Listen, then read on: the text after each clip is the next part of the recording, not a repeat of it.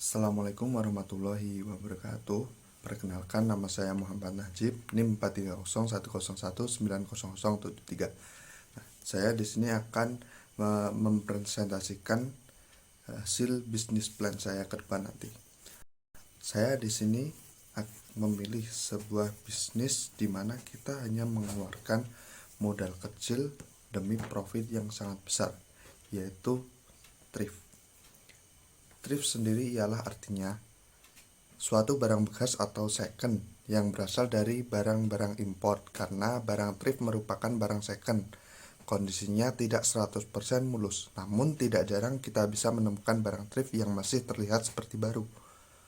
Biasanya barang thrift ini hanya ada satu, jadi buat kalian yang gak mau banget ada yang nyamain barang kalian, cocok nih untuk kalian yang mau beradu gengsi lah seperti itu dan lain sebagainya. Untuk kalian, dunia thrift ini gimana, udah nggak jarang kita temuin, apalagi di kalangan anak muda zaman sekarang. Pasti nggak asing lah dengan kata thrift ini. Lalu produk thrift shop di sini ada, yaitu produk-produk thrift shop ada berbagai jenis. Yang pertama, pakaian atasan terdiri dari kaos, jaket, crewneck, sweater, hoodie, baju, flanel, dan lain-lain. Lalu berbagai macam celana pendek, celana panjang, dari segala jenis macamnya. Lalu juga ada tas, sepatu dari brand apa aja pasti ada. Lalu ada juga buku-buku dan perhiasan. Perkembangan dunia thrifting. Sejarah panjang budaya thrifting ini dimulai sejak abad ke-18 sampai awal abad ke-19, di mana revolusi industri memungkinkan pakaian diproduksi secara massal.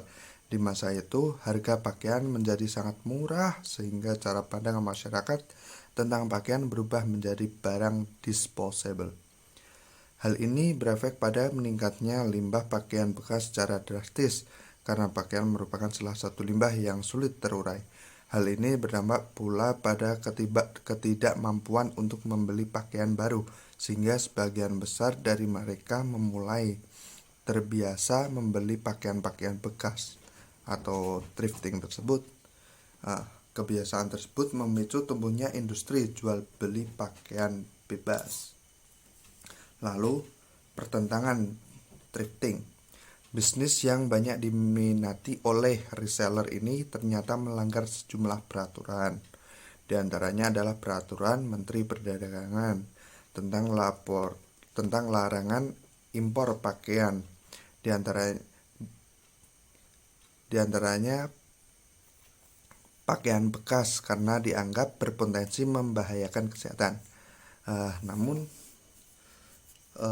sekian lama saya menyelusuri tentang dunia thrifting, itu juga tergantung dari resellernya atau si penjualnya. Kalau dia emang orangnya nggak jorok, dia bersih, pasti barang yang datang pasti dia akan langsung mencuci kembali lalu baru dijual ulang. Nah, lalu Kementerian Perdagangan melakukan uji coba terhadap pakaian bekas impor dan menemukan sejumlah bakteri, terutama industri tekstil kecil dan menengah yang dianggap akan sulit bersaing dengan pakaian bekas impor karena masalah harga dan brand ternama. Nah, berdasarkan penelusuran terhadap jalur distribusi pakaian bekas di Jakarta, bertonton pakaian yang tiba melalui pelabuhan tikus itu paling banyak merupakan kiriman dari Jepang dan Korea Selatan, setelah sebelumnya sempat disortir di Malaysia. Target pemasaran 34,55 juta populasi orang di Jawa Tengah. Dengan pengguna internet 26,5 juta orang. Dengan adanya peluang tersebut, kami bisa mengembangkan pemasaran produk kami dengan leluasa. Dengan cara kami bisa memasarkan lewat media sosial, Facebook, Instagram, YouTube, bahkan TikTok, itu pun WA juga bisa.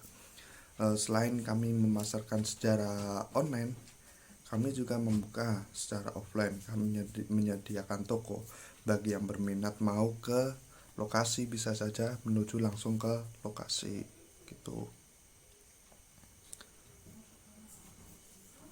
Dampak baik thrift.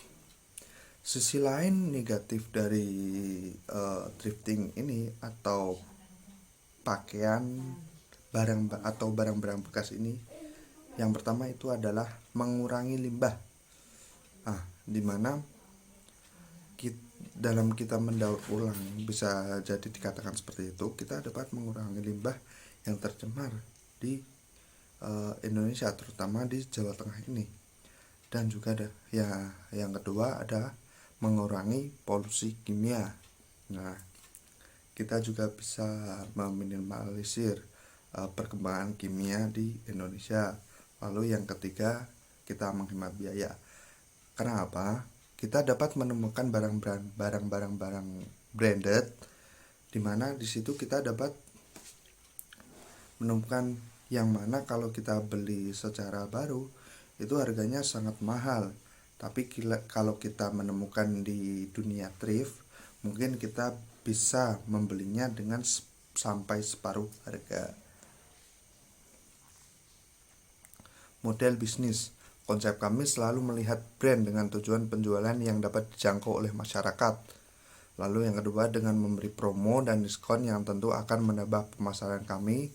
Dan ketiga, pemasaran lewat media sosial maupun offline. Manfaat thrifting. 1. Bisa dijual kembali barang yang tidak lagi dibutuhkan. 2. Ramah lingkungan. 3. Unik dan jarang. 4. Mix match gaya dan warna. 5. Murah namun kualitas bagus. Potensi pemasaran. Pemasaran dunia thrift di Indonesia terutama mempunyai peluang besar dalam mendapatkan profit yang sangat besar, karena hanya dengan modal kecil kami bisa mendapatkan profit yang mana bisa sampai 10 kali lipat dari modal. Dengan cara sederhana, kita hanya memasarkan melalui ponsel saja. Mungkin itu saja yang bisa saya sampaikan tentang bisnis plan saya. Kurang lebihnya mohon maaf. Assalamualaikum warahmatullahi wabarakatuh.